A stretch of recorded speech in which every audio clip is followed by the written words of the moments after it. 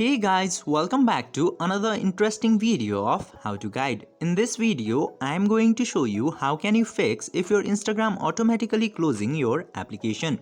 So without any further ado, let's dive right into this exciting video. Instagram is automatically closing into your phone.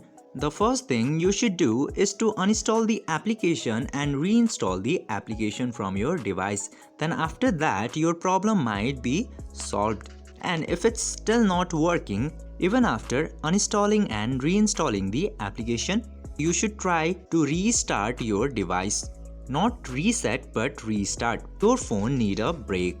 And in this kind of scenario, you just simply have to give your phone some minutes or hours of rest, and then after that, when it cools down, your Instagram will work properly.